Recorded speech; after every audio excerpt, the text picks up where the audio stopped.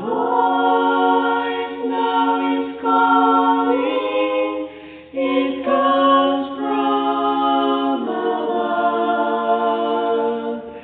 It is the voice of love.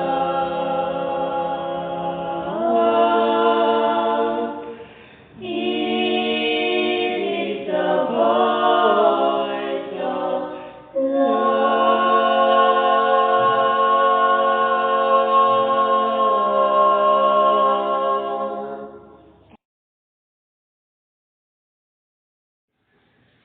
Above all powers, above all kings, above all natures and all created things, above all wisdom and all the ways of man, you were here before the world began.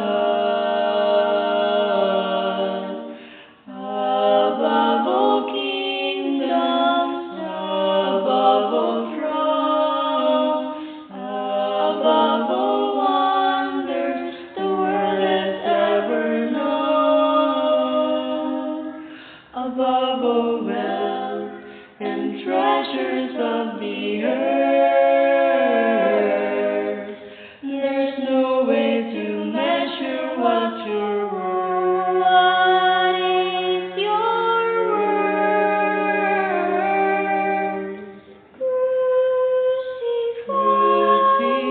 Crucified, laid on the stone, lived to die alone, like a rose, trampled on the ground. You took the fall and thought of me,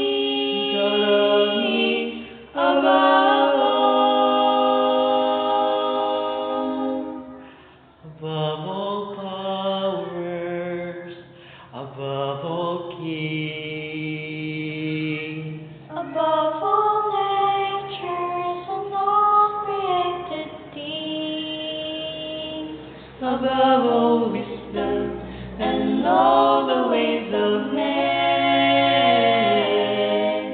you were here before the world began.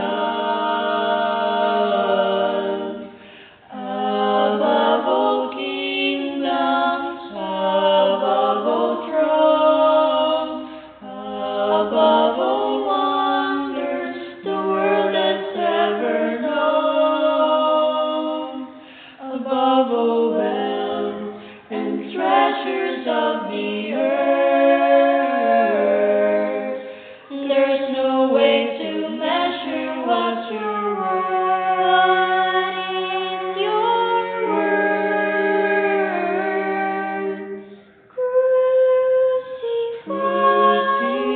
Crucified, laid on the stone, lived to die alone, like a rose, trampled on the ground.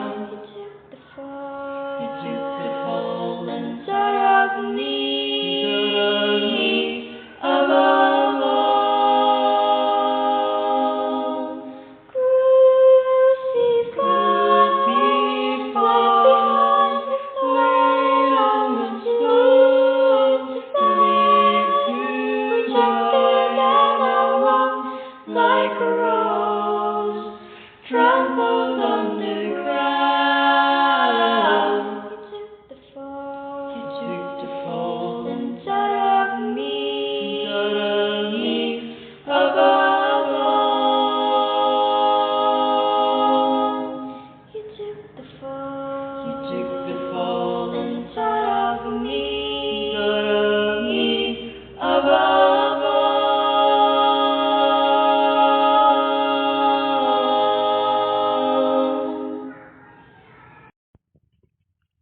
Once again, happy moment to everybody. At this time, I will share with you the very important rule that Christ is now doing in behalf of mankind. We already studied his sufferings, his griefs, his afflictions, and his oppressions. We studied the chastisement inflicted to him because of our transgressions and iniquities, his humiliation and obedience unto death, even the death of the cross to save mankind. We already studied his willingness to help us in time of trials and difficulties. And now, he is doing the very important work to make sure that his sacrifices for us will not be wasted. The Bible describes this very important work in Hebrews 8 verse 6. But now hath he obtained a more excellent ministry, by how much also he is the mediator of a better covenant, which was established upon better promises. Christ entered into an excellent ministry as a mediator, which we can call in other term a mediatorial work. Then we may ask, what is a mediatorial work? According to 1 Timothy chapter 2 verse 5, for there is one God and one mediator between God and men, the man Christ Jesus. A mediatorial work is a work of mediation performed by Christ between God and man. He is pleading in our behalf, and we are to come and present our case to the Father through Jesus Christ. Thus, we can find access to God. In his intercession as our advocate, Christ needs no man's virtue, no man's intercession.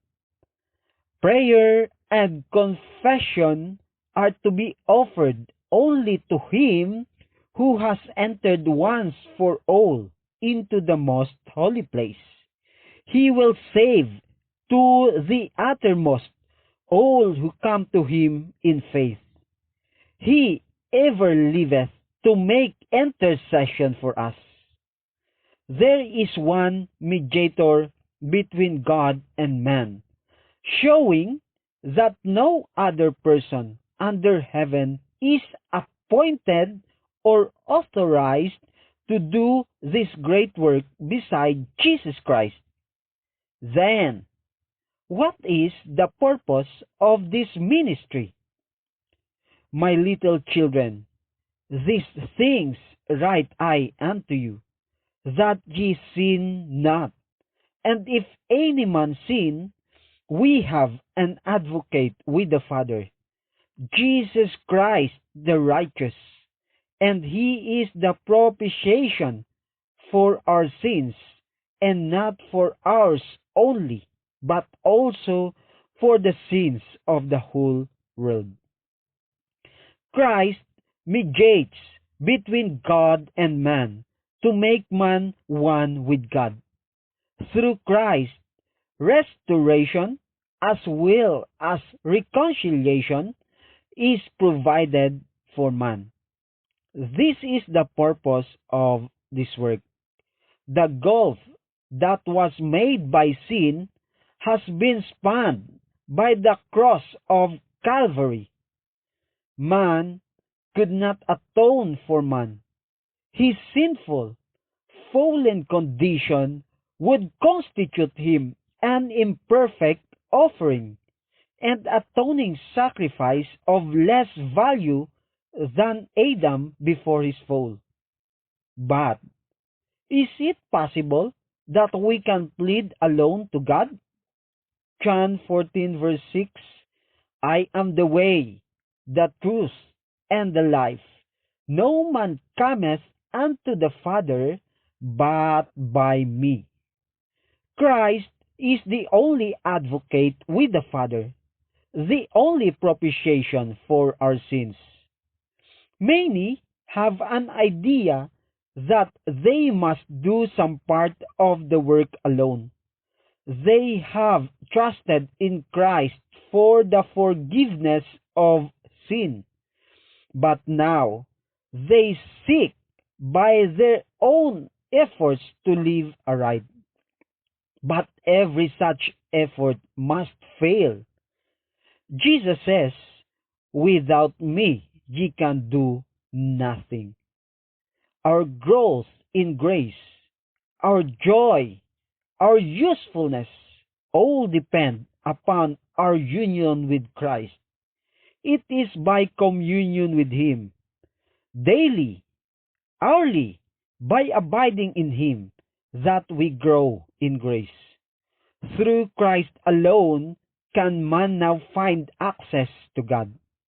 Through Christ alone there is forgiveness of sin.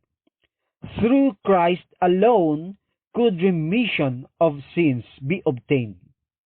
But we have a part to do. First John chapter 1 verse 9 says, "If we confess our sins, He is faithful and just to forgive us our sins and to cleanse us from all unrighteousness." Confession of sin is our part, and the condition of obtaining mercy from God is as simple and reasonable as this. The Lord does not require us to do some grievous thing in order to gain forgiveness. We need not make long and wearisome pilgrimages or perform painful penances to commend our souls to God of heaven or to expiate our transgression. He that confesseth and forsaketh his sin shall have mercy. Someone may ask, how important is the mediatorial work for us? And for this cause, he is the mediator of the New Testament, that by means of death, for the redemption of the transgressions that were under the First Testament, they which are called might receive the promise of eternal inheritance.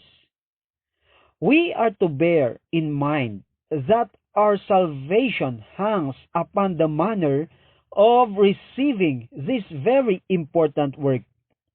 Without this ministration, there is no remission of sin. Without this ministration, our hope to gain heaven will fail. Those who would share the benefits of the Savior's mediation should permit nothing to interfere with their duty to perfect holiness in the fear of God. The precious hours, instead of being given to pleasure, to display, or to gain seeking, should be devoted to an earnest, prayerful study of the word of truth. The subject of mediation should be clearly understood by us. All need a knowledge for themselves of the position and work of our great mediator.